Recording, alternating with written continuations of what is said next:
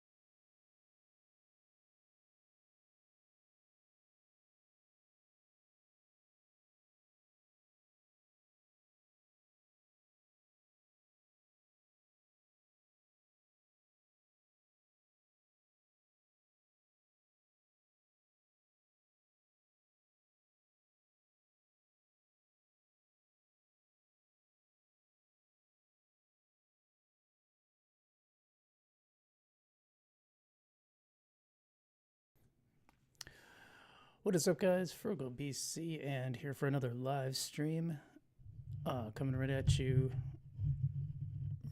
from my house.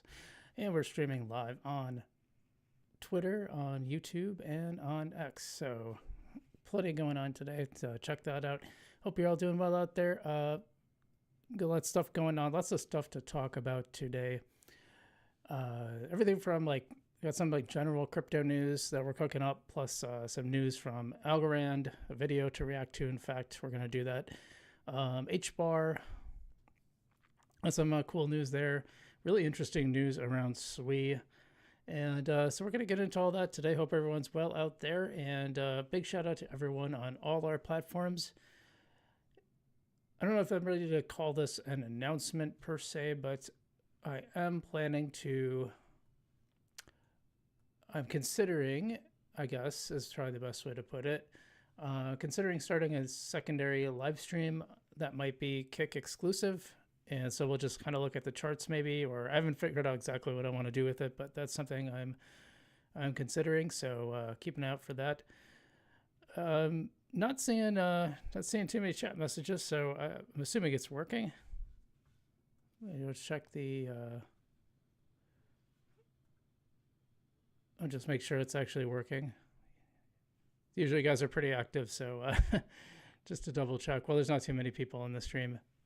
Yeah, I keep forgetting. So I decided to switch to Restream from Streamlabs, the Talk Studio thing. It just wasn't working that well, I'm afraid. I was kind of bummed about that. So what was happening is when I tried to share audio, it wouldn't work half the time. And that's just not acceptable. Oh, weird. Huh. Oh, there it is. It was saying on Kick that it wasn't live, but seems to be working. So just not all that well. Interesting. Rowan says hello from South Africa. Hello, Rowan. Hope you're doing well out there. Appreciate you being on the show. Thanks for having. Good to have you here, and welcome to everybody, whether you're watching on YouTube, Kick, or Twitter, X, however you want to say it. Yeah, so I almost thought I could get away with not paying for the streaming service, but I wanted to go to X and YouTube and Kick, so I decided to pay for it. I found a discount code online, so I saved a little money, and this year my accountant and I will be working hard to have a bunch of write-offs. That's one thing I can write off, so that's good. Well, let's just get to the charts, and when more people come in, we'll have a little more conversation, go through the sponsors, all that stuff. So what I'm going to do, by the way, too, I tried to bring in a guest through, what do they call it? OBS Ninja. It really didn't work. Yeah, I was actually kind of surprised at how poorly it worked. And so I'm not going to do that anymore. I'll probably just go stream right from the platform, but I really do like streaming in OBS because I can see exactly what's happening. I can see if the desktop audio is picking up or not. And that's a very good thing. So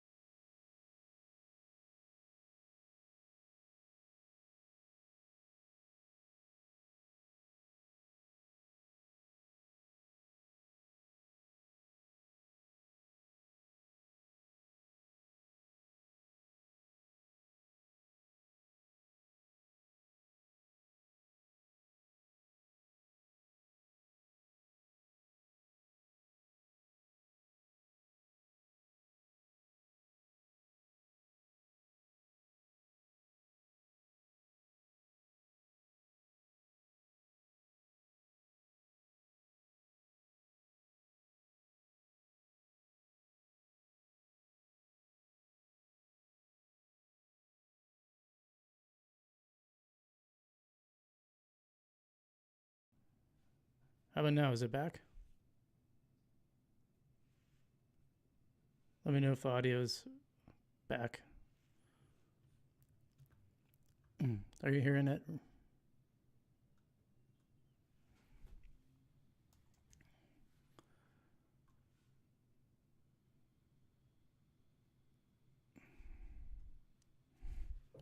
I'm just going to play it myself to see if it's back. Are you hearing it?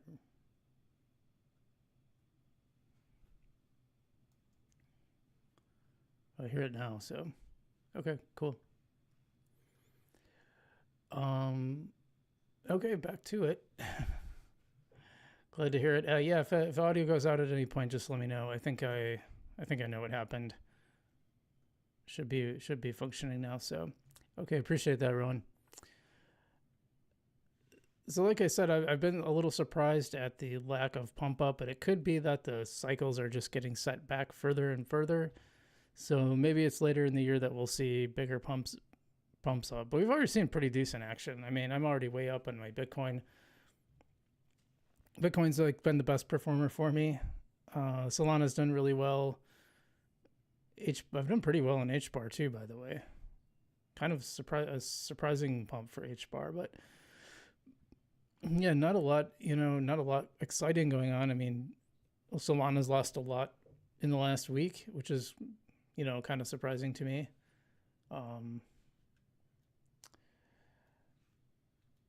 Same for Hedera. It was kind of surprising. I tried out saucer swap on Hedera, and I was a little surprised at the functionality, or maybe I should say lack thereof. I was actually kind of unimpressed with how it worked. I was in the V2 pool, and apparently you have to rebalance, but they don't give you an option to do that. So you have to, I don't know. It's something about it's just the platform is very unintuitive, and I was kind of surprised about that. Let's see here. Anything? Yeah, the Trump token seems to kind of settled out around $25. Near has fallen a lot. PayPay.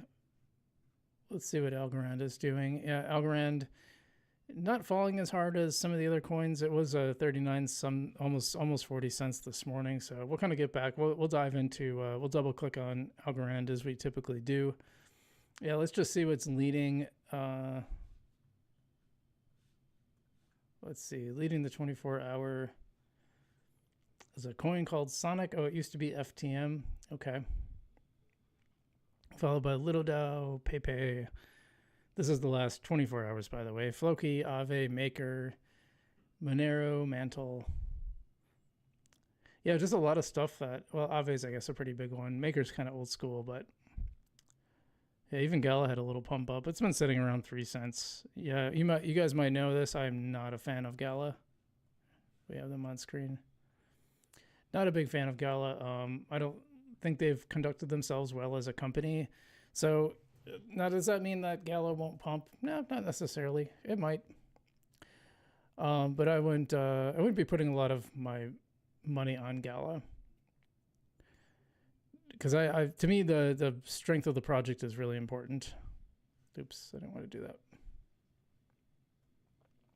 Now over the 7-day, let's see, we got Mantra, Onyx Coin, Jupiter, which is a meme coin on Solana, doing better than the home coin, so to speak. BitTensor, Jito, Little Dow, Movement, Jasmy Coin, Hyperliquid.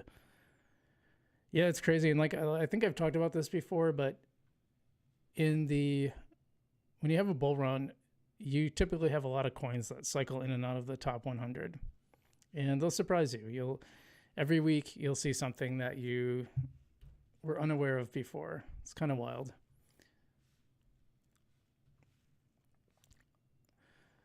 So that's what's going on in the market. It's just not exciting, and I'm kind of surprised that it hasn't been exciting, because typically it's usually by now we're like in getting a lot of excitement. It's a lot of pumping. Yeah, look, it's all the CMC 100 is down now. It was about neutral.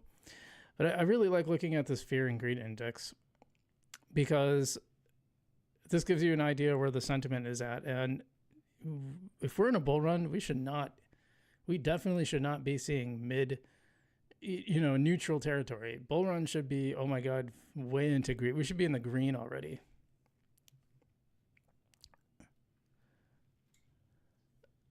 Oh, Jupiter. Yeah, Edward G. Martin says Jupiter is a DEX on Solana. And yeah, and then they have their own coin. Oh, so not a meme coin. Oh, fair enough. Yeah, sometimes I say meme coin. I guess I meant like secondary token. But fair enough, yeah. Do you have approximate date for Algorand, when Algorand will be fully distributed? I believe it's 2030, but let's just look at that a second. Hold on.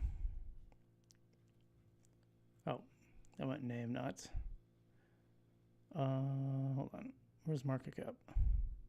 Oh, here we go.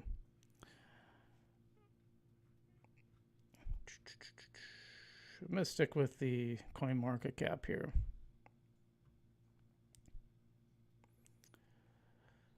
So, I mean, the total max supply is about 10 billion.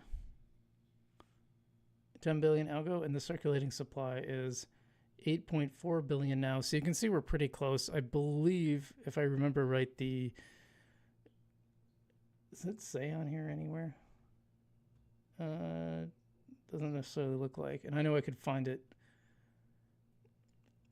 at some point, but I believe 2030 is the date that a lot of people throw out there. So I believe that's when it becomes fully distributed, but it's pretty close already.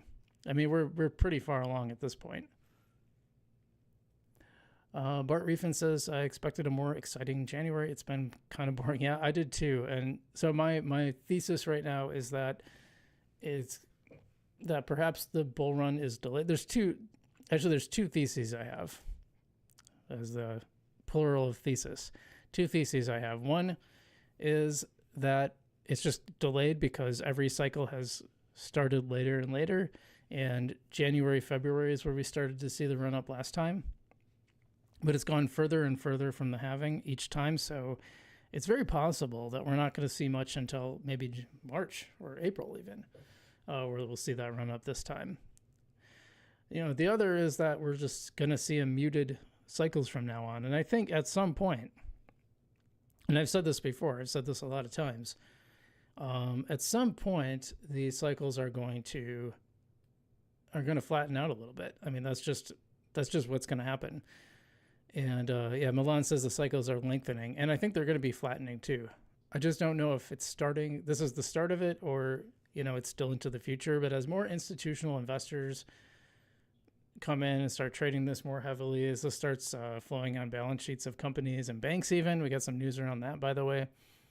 As we see that, you're going to see less volatility, which means there'll just be fewer of these, or these cycles just won't be as strong, both to the upside and the downside, which means, eventually you'll change your strategy, right? Because right now my strategy is built on selling these very legible tops and buying at the very legible bottoms. But when that doesn't really happen anymore, you have to do something different.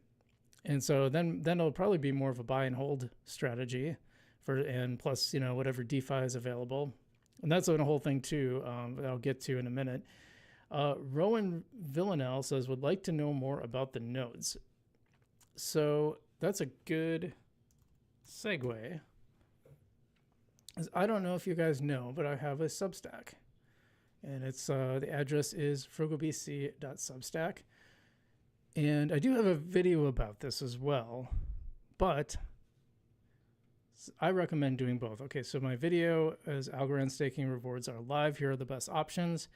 And what I did is I went through all the options available to you for running a node. And so this is node running, and there's 3. There's NodeKit, Funk, and Ost one-click node. So these are if you want to run your own node. Now you need to earn, you don't need this to just run the node, but if you want to earn rewards, and I assume most people do, you need to stake 30,000 algo. Now, not everyone is going to do that. Oh, I'm getting a scratchy throat already. That's not good.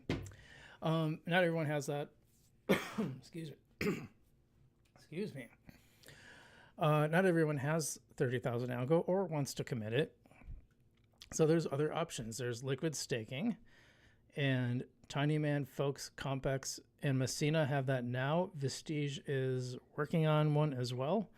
They all have various APRs. I'm testing Tinyman right now, which allows you to you get T algo for your algo, and then you can use that algo to go stake to pools, so you can earn more on it. But it's kind of hard to tell. The problem is, I think it's hard to tell how much you're earning outside of the pools. So that's my thing with that. So I'm running that experiment. I'm also in a ready pool. Now the ready pool, this is probably the simplest option, and you should really read this. If you go to frugalbc.substack.com, you can find this breakdown and read it at your leisure. We're going to skim it right now. But ready pools are, you basically just stake to someone else's node, and you earn reward. You earn whatever percentage of the awards that you're supposed to get for that amount, and it's it's pretty much come out like I would expect. So it's a way to earn some passive income without needing the 30,000, but you're also limited. You can do more probably on the liquid staking. There's double Folks points with their derivatives. The downside is it's more complicated, and some people like simplicity. I'm kind of one of them. But I tried out Tinyman. I'm trying out the Ready Pool. Marcus Ferlius and Non-Fungible Domains both have pools. By the way, they are both sponsors of the show, so a big shout out to those guys.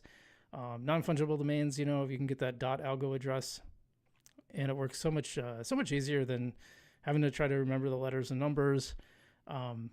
It's a really easy way if someone's like, hey, can I send you some algo? Sure, here's my NFT, and they can just punch that in.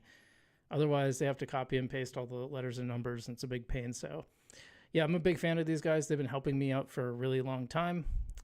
And so that's cool.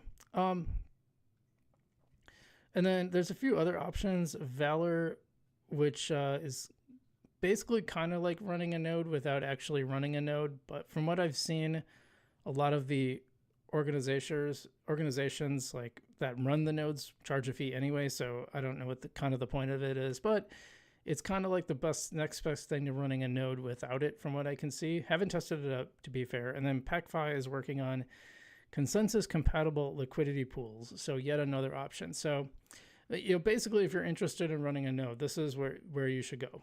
This is what I would recommend. Anyway. Tomeshus 10, welcome. Thanks for watching on Kick. I appreciate that.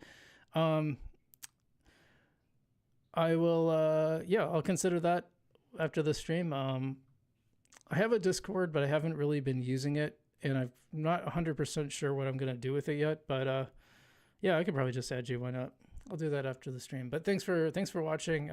Appreciate that. I don't have a lot of Kick viewers and trying to get more, so yeah, that's probably my best option. Oops, I shouldn't be sharing my email there. Okay. Let's see. Well, what are we going to get to next? Maybe I'll react to this video next, or should I get the crypto news? Oh, I probably have a few. Mr. AO on X says picked up a lot of Monko yesterday. Cool. Yeah, I've been having fun with it. Monko's pretty fun. It's just a cool thing. In fact, actually, we didn't get to the Vestige charts, so why don't we just start with Algorand here.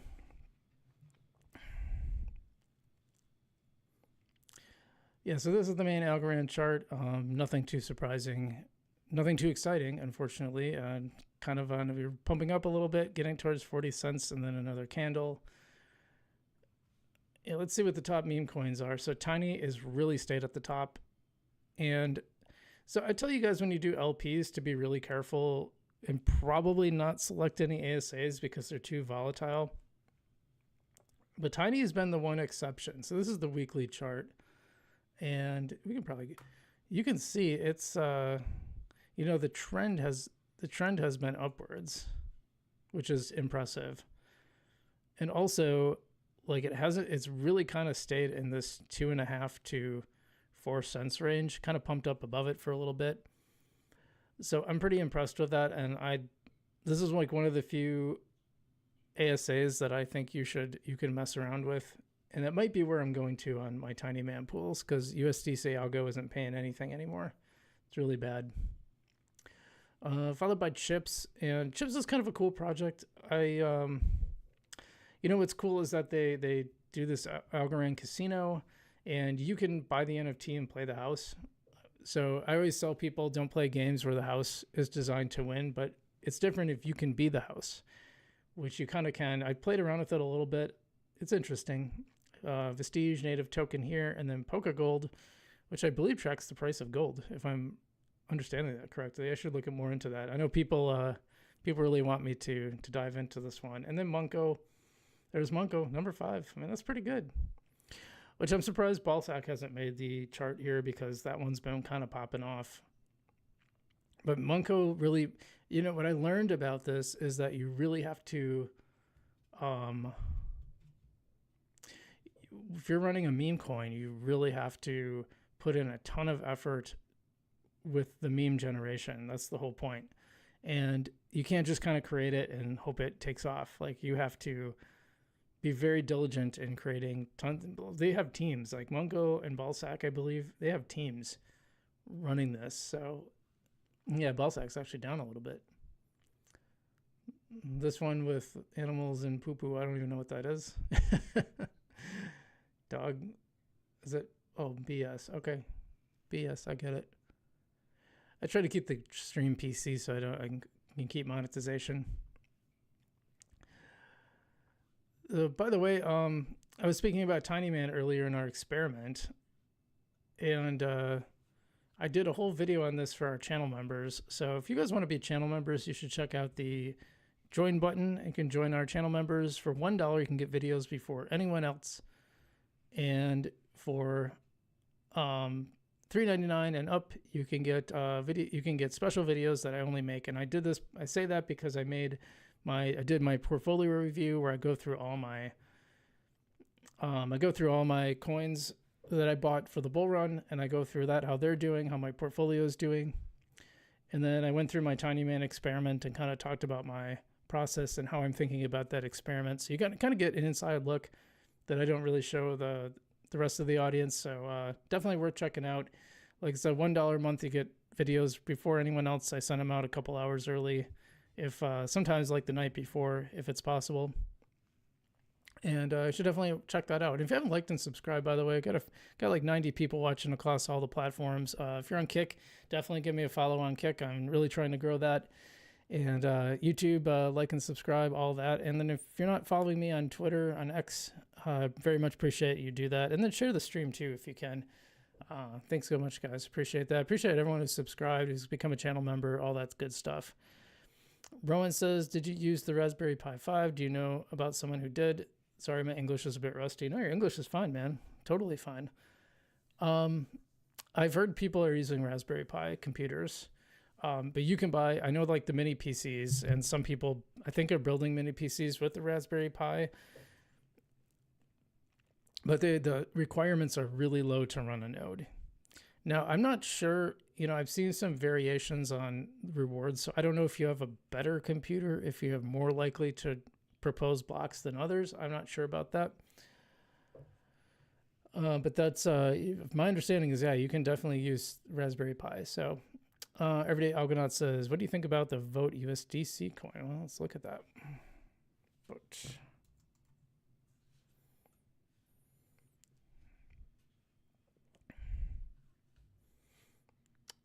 That's quite a candle up.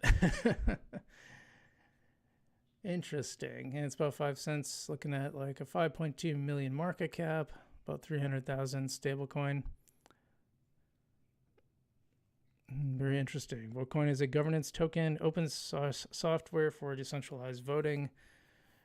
Everyday, is that your coin? I thought it was, but I can't remember. Anyway, yeah, that's a big candle up. And you'll see those with ASAs. Actually, this is surprising because this is bucking the trend of what I typically see with ASAs. Usually there's a big pump up and a big crash down, and then it kind of trickles off and maybe comes back up. And this one didn't do that. I think that's very interesting. I thought so. Just to be transparent, but no problem. I don't have a problem with that. It's chart's worth shouting out for sure. Okay, let's see. What are we going to get to? I need to take a drink of water.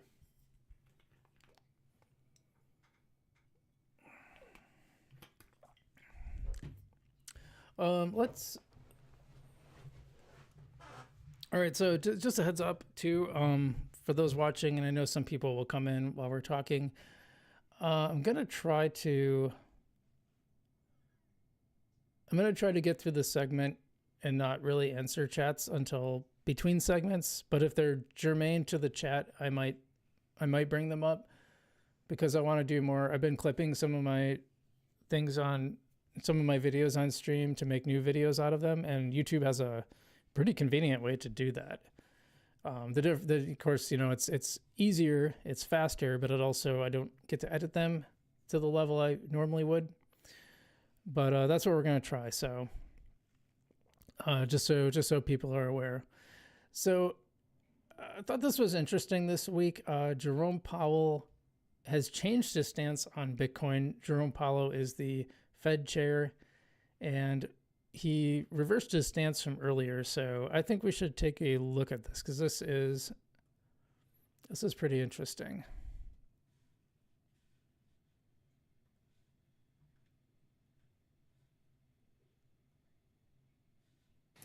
As you know, in the annual report from the Financial Stability Oversight Council, among the risks outlined is cryptocurrency. Could you talk about those risks now?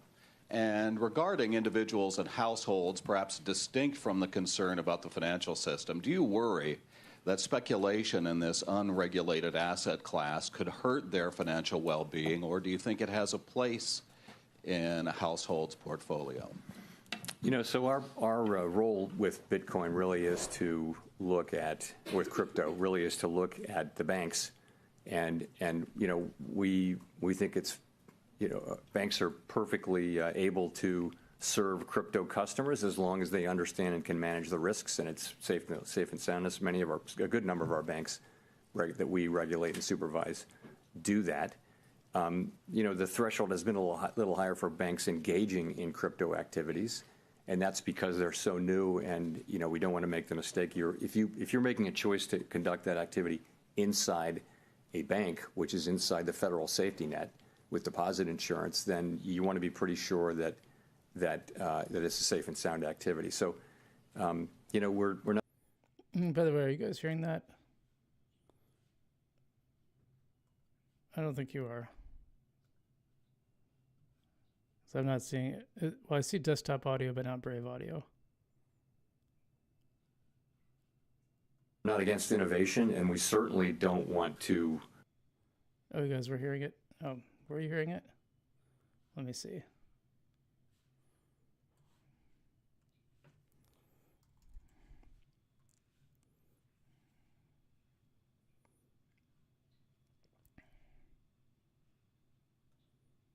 Just give me a second here. I just want to see.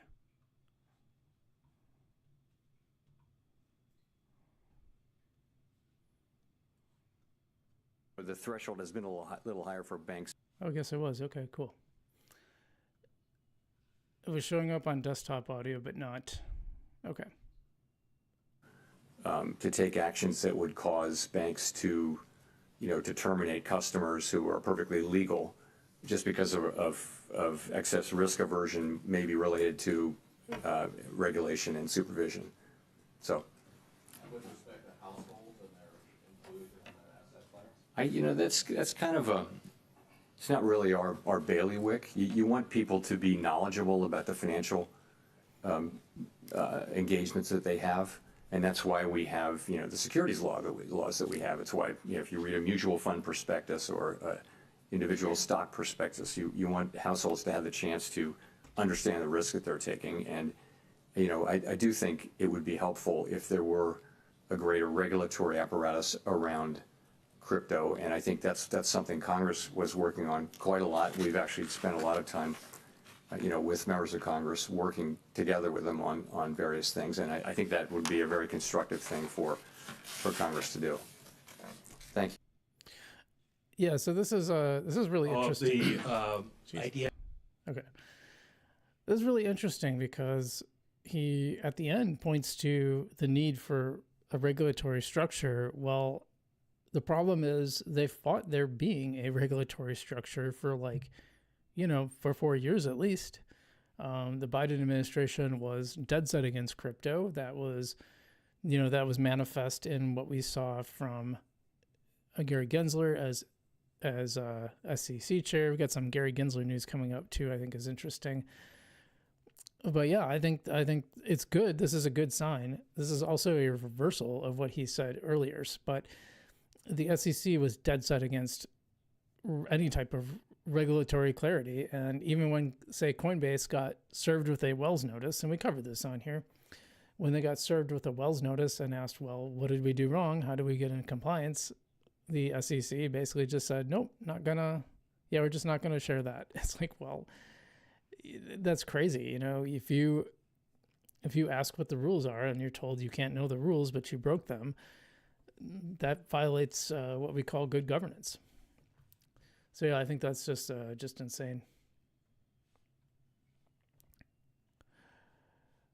What I think is interesting too, and I'm going to share this. Hold on. I think this is worth checking out, by the way. Related to this is a contradiction of his previous stance. Not that long ago either. This is from Brave New Coin. Powell reaffirms Fed stance, no Bitcoin holdings, no plan for change. Federal Reserve Chair Jerome Powell has reaffirmed the central bank's stance against owning Bitcoin, stating that the current laws prohibit such holdings and that the institution has no intention of pursuing changes to these regulations. Now, I know they're talking specifically about the central government, but that sets the tone. When they say, yeah, we're not going to hold it, that's a good sign. You probably shouldn't be holding it either.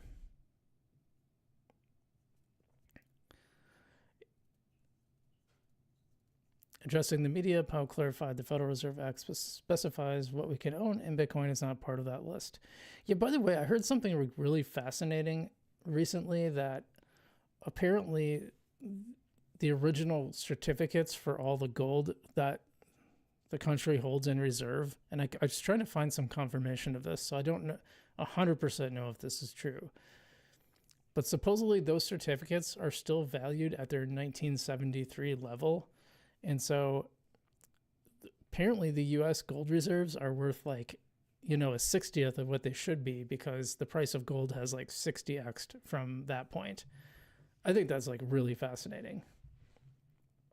Now, like I said, I don't know if it's 100% true, but I heard that on the Wolf of Wall Street's podcast, which I thought was pretty interesting. So speaking of Bitcoin, since we're on just kind of the general crypto topic, I thought this was really interesting because I had no idea how many countries were holding Bitcoin, way more than I thought. So I just want to show you this because, I don't know, I was surprised by it. Maybe I shouldn't have been. So this is Bitcoin holdings by country. This is from a Crypto Country app on X.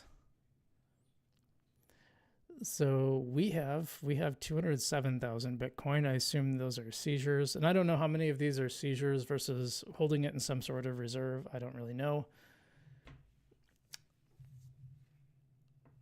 61,000 the UK holds. Finland holds almost 2,000. Not bad. The country of Bhutan holds 13,000. I'll tell you what, I couldn't tell you the first thing about Bhutan. I don't know anything about it. El Salvador, probably not a surprise. In fact, I saw someone claim that El Salvador basically did a 180 on its crypto program, because El Salvador is one of the ones that made this big push to hold Bitcoin, and supposedly they stopped buying Bitcoin. They no longer are going to accept it for currency. But the person who said that, people pushed him on it, and he seemed to have no proof of that whatsoever. So I don't know if I buy that. Yeah, maybe. I just don't know if I buy it. So we'll see. I'm putting that one in the maybe category. Venezuela, 240, so that's not very much. But then the Ukraine has 46,000. Is this like total holdings? It's pretty wild. Georgia, 66. China, 194,000. So they're holding a lot of Bitcoin. That's a lot of Bitcoin in Ukraine. That's kind of a surprise to me. They wouldn't respond to that. I don't think so. Anyway, I thought that was pretty interesting. Little interesting tidbit about country holdings. And just to kind of cap it off, so I mentioned Gary Gensler earlier, and he raises a lot of ire with crypto people, and understandably so. I think it's well deserved, frankly. Well, you might not know this, but he went to MIT as a professor now, again, where he was before, where he actually taught a class on cryptocurrency and had made pro-Algorand statements. And I got a little battle, but I think this is interesting from Gemini. So this is from Tyler. Well, first, this is from Eleanor Terrett. I think was she on Fox News? Yeah, Fox Business News. Said that Gary Gensler had returned to MIT, where he'll take up the role of professor of the practice of global economics and management group and finance group. According to the university, he will teach and conduct research on artificial intelligence, finance, fintech, and public policy. Great question, AMKDC. Will Gensler be pro-crypto again now that he's teaching fintech? Which is a good question. I'm kind of fascinated about that, because he was pretty pro-crypto. Well, not convinced of that is Tyler Winklevoss. So as you may know the Winklevosses. They had an original stake in Facebook. They've claimed to be the founders of Facebook, that they hired Mark Zuckerberg, and Zuckerberg kind of stole it from them, is sort of the contention, I think. I mean, I hope I'm getting that right. You should watch The Social Network. It's actually a really good movie. I don't watch a lot of movies anymore. When I do, it's usually like older movies from the 80s, but I did kind of like that one. I might watch it again, actually. So anyway, they own Gemini, which is a cryptocurrency trading platform, kind of like Coinbase or, exchange, kind of like Coinbase, etc. It says, as long as MIT has any association with Gary Gensler, Gemini will not hire graduates from this school, not even interns for our summer intern program, which is kind of wild. I can certainly understand the animus toward Gary Gensler, which I think so anyway, I just kind of like tweeted that news. I thought it was interesting. Cassius Couve, who's a rapper and also a very strong Algorand supporter, he says, all the other crypto companies are like good, one less company to compete for the top blockchain talent. Duh. And I think that's fair. W3 Run said petty and unprofessional. I kind of agree with that too. So I said, I understand the animus against Gary based on anti-crypto stance while SEC. I'm not sure it makes sense to cut off a huge talent source. Not taking recommendations from Gensler, that I could definitely see. And Cassius says, here's the rub. Gary is personally pro-crypto. His job at the SEC was political by nature. He seems like a dickhead, but I think he will eventually work for a crypto company the way John Boehner ended up working for a marijuana company. I actually didn't know that about John Boehner, to be honest. MIT talent shouldn't be blackballed. I kind of agree. Like I said, and I still kind of stand by this, I think it's probably a bad idea to like take an entire school and say we won't take anybody from this school because of one person teaching there. I can see like not taking his personal recommendations very seriously. If you feel that way, I think that's fair, but they're a private company that can do what they want and there will be consequences. I don't know if I buy the argument that he was pro-crypto but was just forced to. He took the job, I think, knowing the political landscape. I think he was well aware of the people he was working for. Who knows? Maybe it's just a matter of, hey, I want this job. This will look great on my resume. I'll do what I have to do, which is usually the case.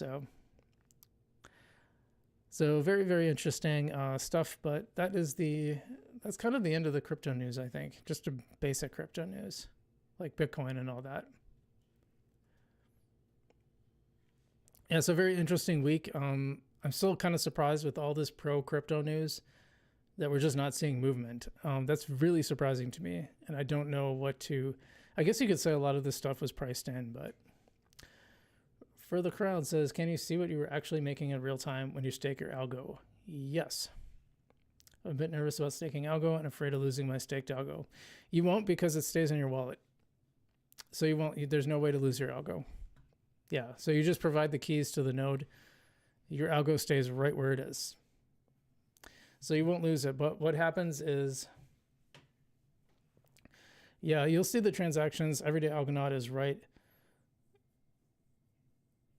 He's right. It'll just come to you'll get the rewards. I've seen the transactions. It just says, yep, 10 Algorand sent to Paris. So you'll get a reward. You'll see the rewards. It will be very obvious.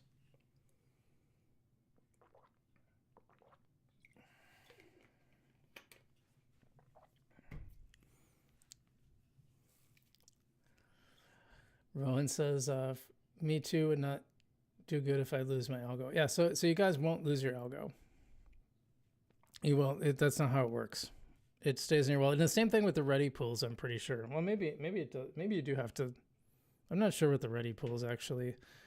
The Valor one is also.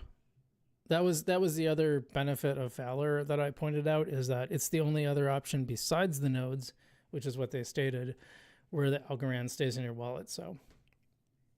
Where the Crown says, I will be buying a computer. We'll set up my own node. In the meantime, I am dipping my toes into liquid staking and seeing what the rewards are. Yeah, I've been, earlier in the stream, I kind of talked about how I was experimenting with 3 different styles. The ready pools are pretty easy. I haven't had too much problem with that.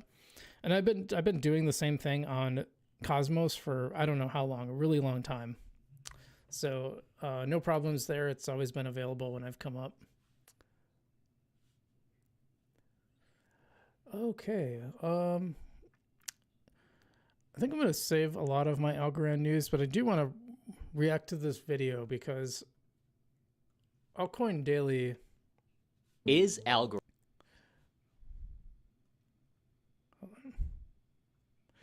Altcoin Daily made this video about Algorand, and it's nice to see. Frankly, it's nice to see an account of that size making Algorand content. So we're gonna get to that. We're gonna dive into this video. I haven't watched it, so I'm coming into this fresh. I don't know anything about it, but we're gonna see. We're gonna see what the deal is. So let's take a look. And then, like I said, I'm trying to do segments and not talk between the segments unless it's relevant to the video. Otherwise, I'll save it. If it's a comment that's not relevant to what we're talking about, and I'll answer it afterwards. I will say though, the computer, you can run it on very low software. Like those little mini computers are perfectly fine for it. But anyway, let's get to this Algorand video. I think staking comes up.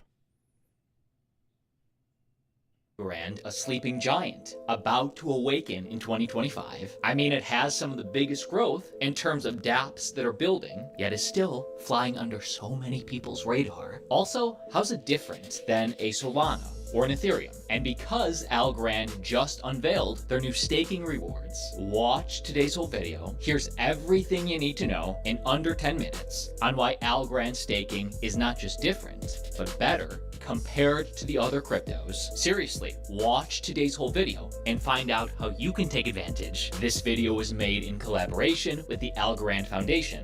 And let's start plain and simple. When comparing Algorand to other blockchains, I think that Algorand, if you're a developer and you want to develop an app, number one, and not many people know this, why is Algorand the best blockchain for developers to build on? if you're a developer and you want to develop an app that needs to have real world scale, I think Algorand is by far the best blockchain to do this on. And there's three reasons for that. One is the one that I already mentioned, which is we offer a native Python implementation, so you as a developer don't have to worry about learning a new language, learning new tools. It's all there. Everything that you're familiar with is there. So a programming language that developers already know and like. Python is one thing. Coming very soon is TypeScript, and that's a whole other kind of world of developers that now will have access to an easy on-ramp if you want. Yeah, by the way, nobody really talks about the Python thing anymore, but that was kind of a big deal because when Python went live, it made it a lot easier to develop on Algorand because Python is like one of the biggest languages in the world right now, and it's the only one that I know how to code in. I did a little JavaScript too, but and I actually don't even do Python much anymore because I can just do everything I used to be able to do in ChatGPT in about maybe a 20th of the time. That's probably being generous, to be honest. It is fun to play around with, and I probably will, when I have more time, I probably will play around with coding. But this was big. It really brought people in, and TypeScript is the next one. And there was this little debate, and I did want to know, ICP has WebAssembly, which allows it to be coded in other languages, including Python, but it's not quite the same as pure Python, because pure Python is like directly versus like having kind of a layer between it. I'm not technical enough to know why that's a big deal necessarily, but it is worth mentioning. So anyway. To blockchain.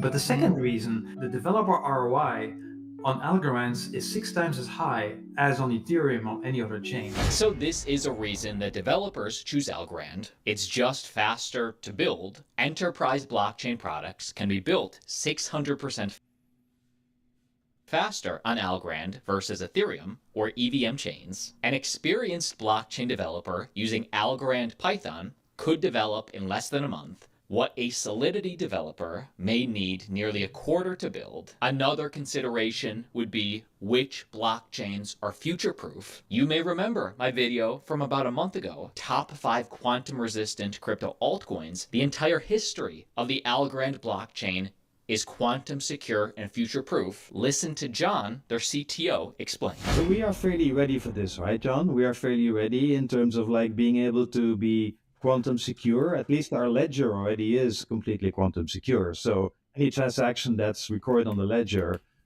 is immutable and will stay immutable even if these quantum computers come online, right? Yeah, you're quite right, Mark. So our ledger, the history of all the transactions on the chain, the billions of transactions that are in the Algorand blockchain, they are secured by the post-quantum signature scheme that's NIST and soon to be FIPS approved, known as Falcon. It actually stands for Fast Fourier Lattice-Based Signatures over N-True, but essentially what it uses is mind-bending structures of hypercubes in space in order to deliver a crypto system. And so, yes, this ensures that the history of all transactions on Algorand is secure against any quantum attack that may be coming 10 years down the line. And also, And by the way, that means they're, notice that he said it was past transactions, and that's very, very important, but they're still working on future proofing. So that's really important. It's good that that's the case.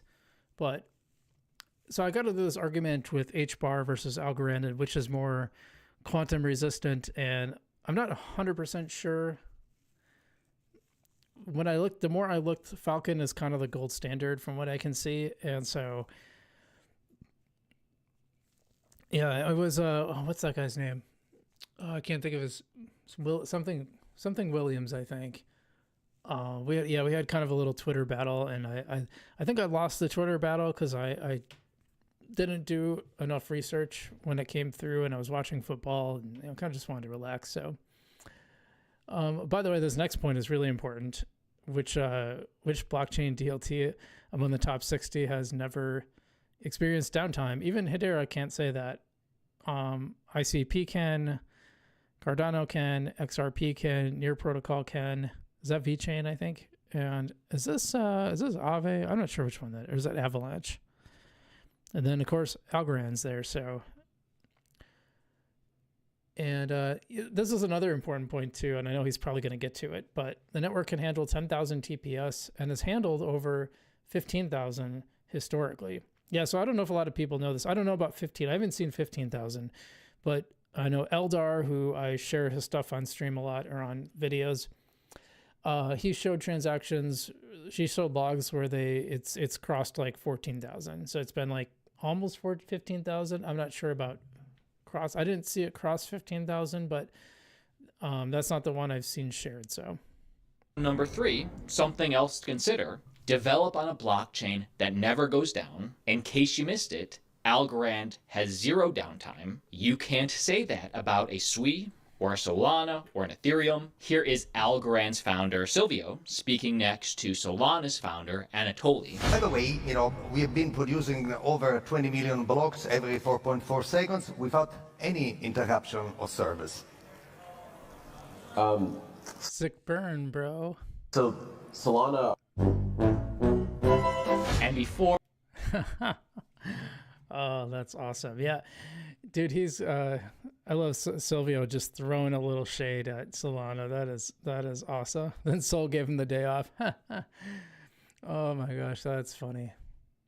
Yeah, and it's true. It's totally true. Solana's been down a lot actually, and it's not to mention all the failed transactions. And I think I shared it before that there was this huge battle between Justin Bonds and the Algorand community. We talked about it on stream, and I made a video.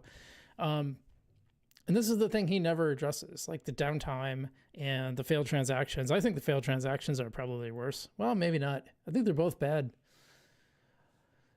Everyday Algonaut says, I think we should marketize 50K TPS for Algorand because in this 10K, 15K TPS, they're not included the inner transactions, which Solana includes, by the way. And Algorand is going to be adding P2P. That's a big thing that it gets criticized. Rowan says it's Tron. Oh, okay, the other one was Tron. Sorry about that. We'll get to the other comments later on as I'm just reading off the relevant ones. Oh, the most challenging would be how to make the quantum secure accounts because this will mean there is not going to be the ED25519 signing mechanism. Anyway, we'll get back to the other stuff. Or everybody says, well, Algorand doesn't really have to deal with the high loads that Solana has to deal with. Algorand has proven to handle on its mainnet multiple times over 10,000 transaction per second loads with the highest TPS recorded, almost 15,000 transactions. Also dApps that continue to grow. We see growth. Lofty is a big one. This is emerging as sort of a hidden gem. By the way, I don't think he's going to talk about it, but Lavazza enables a supply chain traceability for select coffee ranges from this leading global brand. And I've been buying their coffee. You can get it on Amazon, by the way. It's really tasty. It's actually really good coffee, and it's definitely competitive with the other brands. In fact, I think I'm paying less for Lavazza than I would for, I get like a month's worth of beans for like, I don't know, 15, 16 bucks now. So yeah, I've been happily buying it to support Algorand, helping out in the back end, and it's just good coffee. So you hear about Quantos, Lofty, you hear a lot about TravelX, FIFA. I mean, these are some pretty big projects, a lot of small ones too. But then you see like LimeWire, it's like, yeah, you guys are, that one, LimeWire is, I think HisabPay should be up higher up for sure. That's a huge one. That's basically the PayPal of like in Afghanistan. That's like their version of PayPal, but it runs on Algorand Rails. I mean, that's such a cool project that no one talks about. There's other ones like Shosha. Come on, that game's like when I first started making videos in 2021, that game was in progress, and I still haven't seen a finished game. So I'm probably going to catch some flack from them, but hey, in LimeWire, like they make this big partnership with Algorand, and then their first NFT is launched on Ethereum. Age of Tactics still working on that. You can find that in the Epic store. It's not live though. Yeah, but it's interesting. In the real world asset sector, fractional real estate marketplace with 60 million total value locked and 142 properties, including luxury Airbnbs. So with as little as $50, you can invest in real estate in the US. Also looking at their ecosystem, another one to note is Folks Finance. Folks Finance is the largest DeFi app built on Algorand, and they're transforming decentralized finance. Their TVL as of January of this year was over 137 million and growing. And by the way, with all this in mind, who is Algorand's founder? Who is Silvio? Created by Silvio McCall, the father of modern cryptography and a Nobel laureate in computing. It's Silvio Macaulay, by the way, not McCall. And by the way, he's this guy is like, he's like the man when it comes to cryptography. And I saw him speak at Decipher in Dubai in 2022. Amazing. It's like I haven't experienced this too often, but once in a while you hear someone speak and you're like, oh, that's an actual genius. Like that is an actual genius. Like this is someone who's like in another category of intelligence that is pretty far above me. Let's be honest. Definitely a big deal. When I heard John speak, I was really impressed with his speech too. What I told him is like, I said, you were like the second most impressive speaker, and that is behind Silvio, because man, I mean, that is true genius. But yeah, pretty fascinating. Anyway, sorry, I just had to rib them a little bit. He is notably the co-inventor of zero-knowledge proofs, and Satoshi Nakamoto used his work to create Bitcoin, meaning very recognized in his field. And literally, in 2025, they've just had a massive upgrade. Stake your algo to help secure the network and collect rewards. This adds to the decentralization because now the people are securing the network and collecting rewards to do it. Again, this is CTO John Woods explaining. The aim for consensus incentivization, i.e. staking rewards, and the aim for peer-to-peer is to maximally decentralize the Algorand network so that it brings the most value to people who are using it. The more decentralized a decentralized network is, the more it's worth putting into your technology stack to do the kind of things that Algorand is great at. So how is Algorand staking different? And why stake on Algorand? Staking on Algorand is not going to be the same as staking on Ethereum. It's going to be, I think, the best form of staking that I've ever seen. And maybe the reason we were able to do this is because we came to this like this year. I kind of agree with that, but I really liked when you could just stake right in your wallet. I mean, that was the easiest, right? No hardware needed. Well, first you could do it in Coinbase. That's how I got into Algorand, by the way. I got into it because they had staking on right through Coinbase, and it was better than Tezos. So I said, hey, let's do this. Let's do the Algorand thing. And then when they canceled staking on Coinbase, I learned that you could still earn if you moved it over to your own wallet. So I learned how to do that. And that's kind of how I like got into like really diving into DeFi and things like that. Because then Yieldy went live, and I saw a news item about it like the day it went live, and I thought, oh, I got to jump on this. Let's check this out. Well, we know how Yieldy went, but it was kind of like the start of like moving off into doing all this stuff. And what I was impressed by, even with Yieldy, and you know, we all rip on Yieldy a lot. You know, it's kind of a failed project, but let's be honest, even Yieldy, like it functioned pretty well from a functional standpoint in terms of like the thing you're supposed to do, can you do it easily? That doesn't sound, if you've only done Algorand and you haven't tried other chains, like that's kind of a surprise, because like when you go to other chains, the thing you're supposed to be able to do, a lot of times you can't do. So, you know, when people wonder why I'm like big on Algorand, it's because it actually works. We looked at all of the ways it could be done. What happened? Of course, knew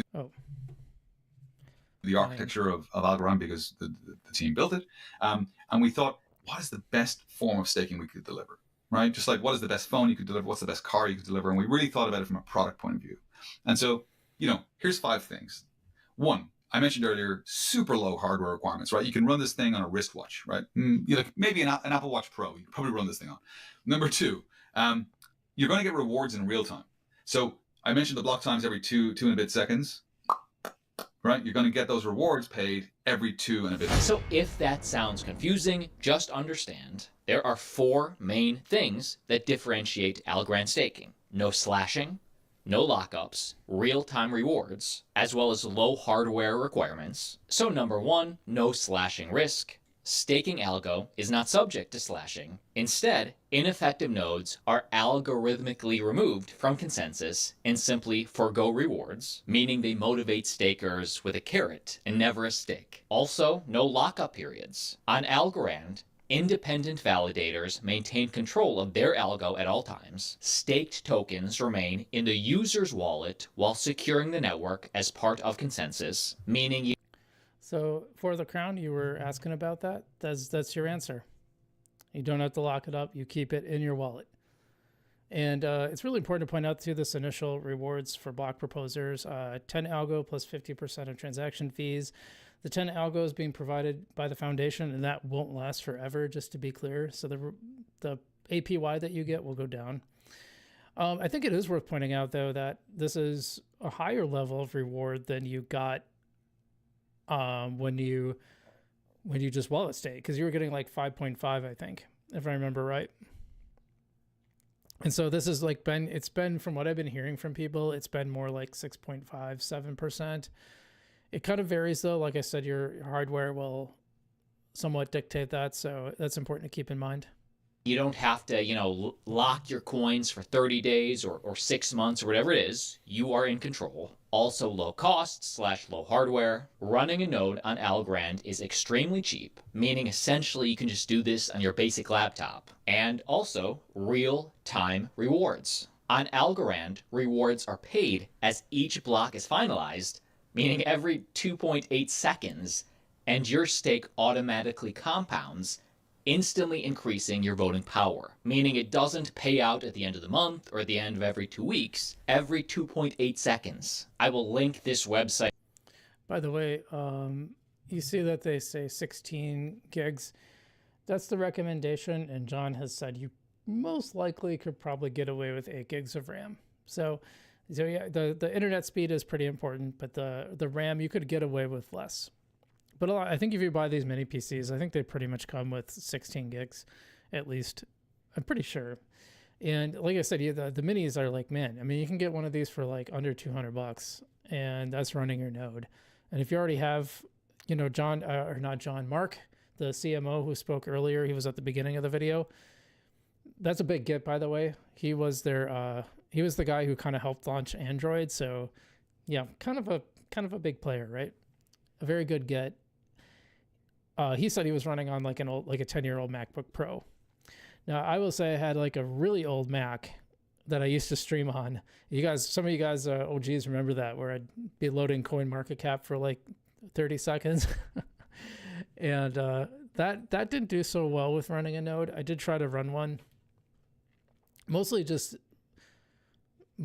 because it went so slow. For the Crown asked, which mini are you referring to? Honestly, anything that has like 16 gigs is going to be fine. I mean, there's Beeline, I'm running this on a GMK Tech right now, and it works really well. And this one isn't even one that has a GPU. There's some you can get that have like a graphics card too, that were a little bit more, and I probably should have bought that since I do a lot of streaming, but I haven't. This has been light years like better than my old Mac, and it was like $200, and I think I ended up paying like 70. I know a lot of people are doing the Mac Mini too. I think that's overkill though. I don't think you need a computer with the power of a Mac Mini. Like I said, there's Beeline, there's GMK Tech, there's like all these other ones, more than capable of running it. So anyway, let's finish out this video. Right down below, if you want to take advantage, they offer solo staking, liquid staking, staking pools, and delegated staking. I think liquid staking, to me, is the way to go. Liquid staking applications allow users to stake their algo while maintaining liquidity. While each platform is unique, the typical process asks users to deposit algo and mint new tokens that represent the ownership and value of the staked algo, and then you can use those new tokens across the algo DeFi ecosystem. If you want some recommended options for liquid staking, they list the main ones right on their. Yeah, we kind of talked about these. In fact, yeah, everything on here we talked about, including Valor. But yeah, like I said, I think Ready Pool is probably the simplest. I think the liquid staking probably has the biggest. So I kind of agree, kind of don't. It kind of depends on your level of, how deep do you want to go? Like, do you want to pay attention to this a lot? Because the liquid staking, like, there's kind of a lot of messing around you have to do, but you can earn more rewards. And, you don't have to worry about whether you have 30,000 algo or not. Valor's kind of running a node without running a node, if that makes sense. But I kind of can't tell how it's different from Ready Pools. And then Ready Pools is like probably the simplest if you don't have the node, or even if you do. I mean, it's probably the simplest in terms of like, you could do that right from your Para wallet, by the way, which is what I do. There's a little stake button, you push stake, you go to the Ready Pool section, and boom, you just join. So. Website linked down below, and let's just say for argument's sake that I had 100 Algorand I started staking today. If I started with 100 at the end of the year, how much Algorand would I have? Friend of the channel, AJ Writes Crypto, asked this very question. I have 100 Algorand. I stake it for a year. How many Algorand do I have at the end of the year? Sure. So, we've run some models on this to kind of give people an idea of what to expect when they're buying hardware and getting involved in the work that's going to be required to stake. And so there's a bunch of little parameters you got to think about. So one is how much you stake. Let's say 100 algo as an example. Two might be how much of the global Algorand is kind of online, right? Is being staked. And so Ethereum's got about 25% of all ETH is currently staked. The last time I checked, that may not be accurate as of this moment, but as of the last couple of weeks, it was.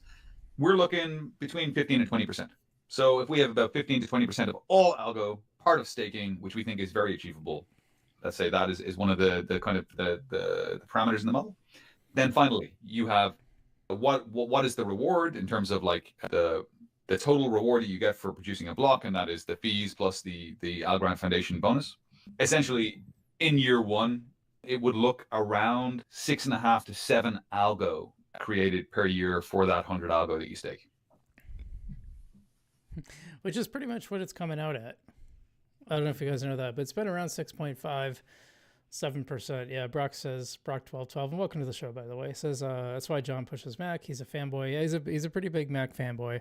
I used to be, but man, I gotta tell you, I'm just not thrilled. Not thrilled with Mac lately. Actually, I'm streaming on a mini PC right now.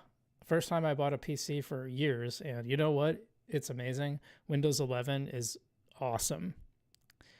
It's like a better version of Mac OS.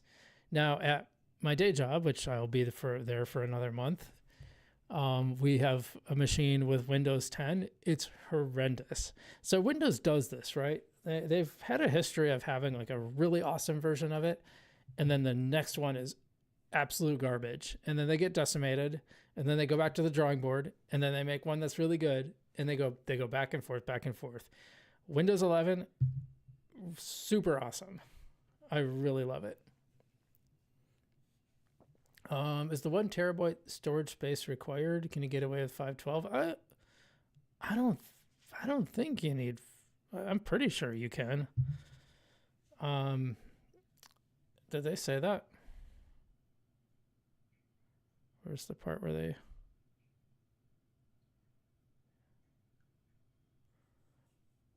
Yeah, they didn't say anything about it. It's 1 gigabyte second internet connection. I don't remember them saying that you need a terabyte. Did he say that? Maybe I missed it. I don't think you need a terabyte. Anyway, I'm going to link this video. You should definitely give them I think Altcoin Daily does good stuff.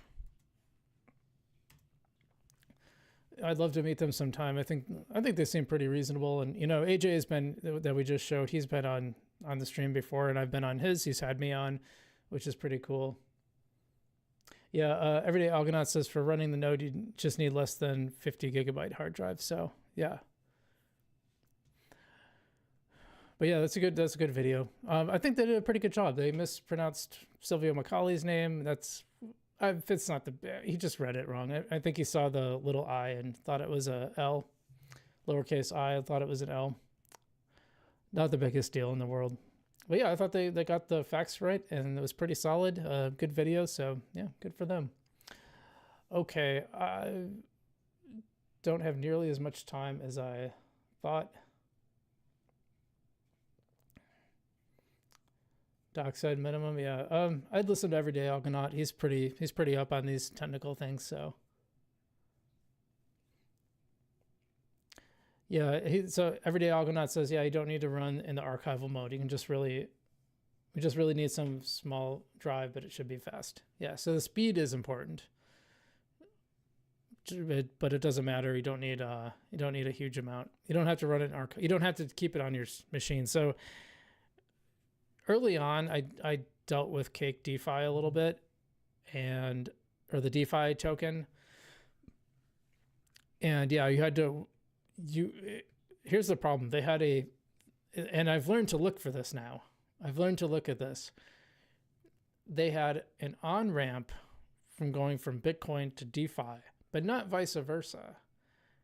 And that's now I consider that a red flag. I always look for the exits when you do any kind of DeFi or anything. And that's not really been an issue with Algorand, but a lot of that stuff just went up in the ether because it was like, where do not a lot of places, like Coinbase wouldn't accept DeFi. They didn't have it listed. So I had to get a KuCoin account, and that was really confusing. I didn't like the way that was set up. So anyway, always look for the exits. And I haven't ever seen that be a problem in Algorand, which is cool. Yeah, I like that video. I thought that was good. Just really solid. Yeah. Really solid video. So yeah, I didn't get to quite as much as I had hoped. Let me just see if, got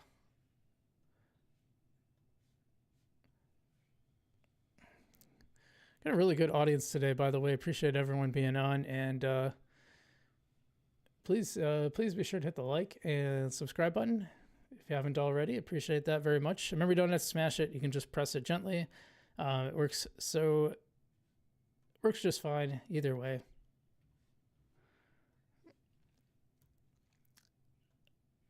Let's see. Yeah, it's getting about 1:30. Let's go through this VanEck news. So VanEck is a research firm and an investment firm. It's pretty interesting, and they did this. They went through. They evaluated Sui versus Aptos, and you might surprise you to learn, or maybe it wouldn't, that they came out in favor of Sui. So let's just take a look at why that is, because I think it's pretty interesting to talk about here.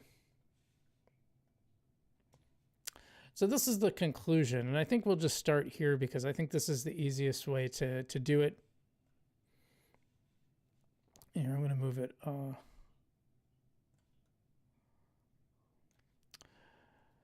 Okay, Sui versus Aptos, our conclusion. We believe that the evidence supports Sui over Aptos due to its performance advantages and scaling potential. So that's kind of the ipso facto there. The 20,000 foot view, as they say, or 30,000 or whatever. I find that it currently offers capabilities that are not replicated in Aptos. Among those are local free markets, pilot fish, and FastPath. Additionally, Sui may offer a set of technical capabilities and economics that prove more attractive to market makers, resulting in better priced DeFi ecosystem. From a marketing standpoint, Sui has formed its technical capabilities into powerful mimetic narratives that have attracted token investors and application builders. This is important, by the way. So I've talked about this on a video a while back, but Hedera, for example, made a pretty significant push to attract retail investors this year. This is what their strategy is. Now, why did they do that? Well, because retail is something that enterprise looked at. So it's very important to enterprise clients that you have a user base. And so when I talk about memes as top of the funnel, this is what I mean. Memes attract people into the ecosystem, and building the ecosystem attracts enterprise clients. So it's kind of like a newspaper kind of operates like this, because you say, well, you should just focus on advertisers. They're the ones that pay the bills. Well, actually, you need readers first, and you get readers by having really good stories. Same thing with YouTube, by the way. You know, I have good content, and more people come watch my videos, and then advertisers are interested in that because I'm bringing eyeballs to them more than the advertisers would bring themselves. And that's why YouTube shares revenue with YouTubers, because YouTubers are the ones that build the value, and they provide the platform and the infrastructure. So yeah, this is something that I think a lot of people discount. They say like, well, I don't care about the memes. I just care about the utility. And I made this mistake too, by the way. I definitely made this mistake. But this is what it is. This is what's important. Okay.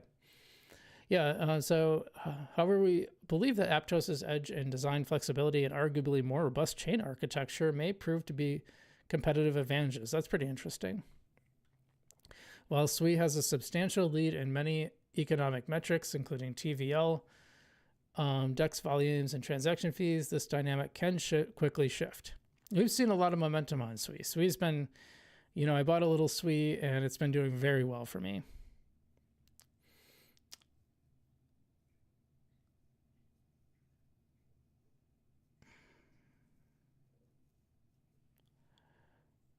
Okay, so they highlight a few things. Sui and Aptos: investment risk, business development. They say facing both Aptos and Sui is achieving effective business development. While both projects have invested significant resources to incentivize ecosystem growth and emphasize their technical advantages, neither has developed a cohesive strategy that integrates technical development with ecosystem expansion. That's very interesting. Both blockchains represent state-of-the-art distributed systems designed, driven by teams at the forefront of technology innovations. However, business success requires more than technological breakthroughs. For token prices to thrive, Aptos and Sui must attract and cultivate differentiated projects while using feedback to inform technical direction. I find that very interesting because Sui seem to have a bunch of games and stuff live really fast, because it's only been like a year and a half. And even at the year level, they already had quite an ecosystem. It developed faster than Algorand, just to be fair. So I'm actually a little surprised at that comment.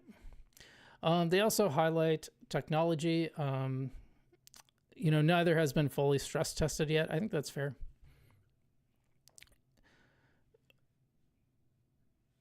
Yeah, we don't have like Solana-esque levels of DEX trading activity. Yeah, okay. Meanwhile, the innovative features of these blockchains, Pilotfish, Quorum Store, FastPath, are engineering marvels. They might require adjustments if significant performance issues arise under extreme scenarios. And that's something we saw with Algorand too, by the way. when the Aura project went live, which was more than a year ago now. It's hard to believe, huh? The Aura mining project, it basically mines by using transactions on Algorand, and the chain held up fine, but some of the apps on the chain didn't do so well. Yeah, competition, I mean, you know, they talk about Ethereum, Solana. I think they should be talking about like Algorand too. Merging competitors like Monad and Barachain. So they kind of went both directions. They went with like super established players like Ethereum and Solana, and then whatever these are, I haven't heard of those. And talking about macroeconomics, yeah, I mean, that's going to be the same for everybody, right? Our analysis reveals a strong correlation between supply of M2 and value of smart contract platforms. Bitcoin too, by the way. So this is something I think a lot of people don't know about. There's a strong correlation between M2 money supply and the price of Bitcoin. And when supply goes up, it usually implies inflation, which has tended to lead to Bitcoin, and apparently, according to them, also the smart contract platforms going up in price. So interesting.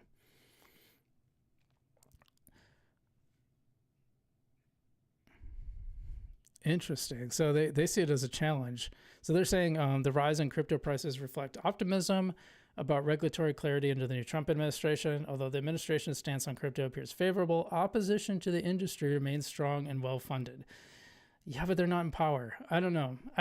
It's fair. It's fair to point that out. While the executive branch's administrative deep state, they put in quotes, may no longer actively undermine crypto, challenges will materialize. For example, the FIT21 bill, which introduces criteria for determining whether cryptocurrency qualifies as a commodity rather than a security. Yeah, but I think regulatory clarity is good. I don't know a lot about that bill, to be honest, so fair enough. According to that, the requirements, so they say stringent decentralized requirements, which could disqualify chains like Solana, Sui, and Aptos. Well, that is a problem, and that's actually something they probably should have pointed out, is there's a low level of decentralization with Sui, because you need like 100 million Sui to run a node. I don't know about Aptos, and I guess I never looked at the Solana ones either, but you need a lot of Sui to run a node. I assume this is probably the same. This is why I think Algorand will do well, because like we just talked about, the amount that you need to run a node and the requirements are very low. So yeah, no, I thought this was interesting though. I'm a pretty big fan of Sui for a lot of reasons. I think they're doing some very innovative things. Like Hedera, I want to see a better move toward decentralization, which I think is coming. So, but let's see. Emeriek0 on Kick, welcome to the show. Thanks for watching. Says hello, homie. Hello, homie. I had a great joy when I came across your channel on Game Style. Well, I'm not playing a game, so you can tell this is spam, but at least I'm getting. I got more comments today than I usually get on Kick. So another person that wants me to join the Discord. I'm a little suspicious of that. Has anyone built Algo Node on Windows 11? Is it possible? Brock says you must use Funk. Yeah, so NodeKit is only available, and you can see that in fact, hold on a second.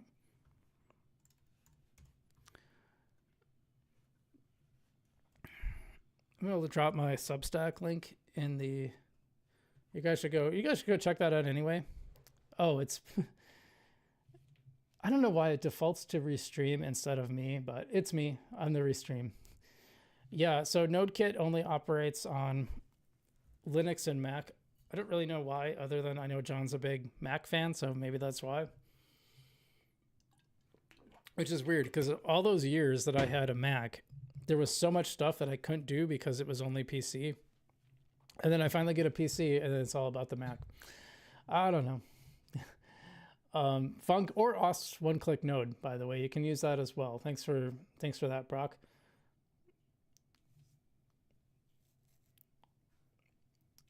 Yeah, those are old docs. Let's see, Trump just dropped tariffs on Canada and Mexico. Yep. So anyway, yeah, you can go check out my guide to nodes on there, and you guys should join the Substack anyway. I've been trying to like be a little more active with it, so be sure to check that out. Otherwise, like I said, we have channel memberships down below. For only $1, you can get videos before anyone else, and you can get exclusive videos on the $3.99 tier. So join us today, be part of the Algorand community. Brock says command line makes you feel like an elite. Yeah, Haxer. Yeah. Hacker, I guess. Yeah, some people aren't comfortable with that too. I mean, it looked pretty easy though. It's like basically copy one line and it's running and you're good to go. I've done some stuff on terminal command line, but yeah, I think that's it for today. Pretty good stream. Yeah, I went for an hour and a half. Cool. And yeah, in a month, I'm looking at probably doing a second stream. I might do an exclusive Kick stream yet. I haven't decided 100%, but anyway, I guess hope you guys have. If you haven't hit that like and subscribe button too, by the way, I try not to say it too many times on this stream, but hey, I gotta put that out there. Like I said, you don't have to smash it. Just press it gently. Gary Loves Algo, good to see you. Hope you have a great weekend. You too, Gary. Glad to have you on the stream. I think that's the first time. I don't know if you were on the whole time. I didn't really see a chat from you, but good to have you on. Good to have everybody. And yeah, I'm going to go pay taxes now.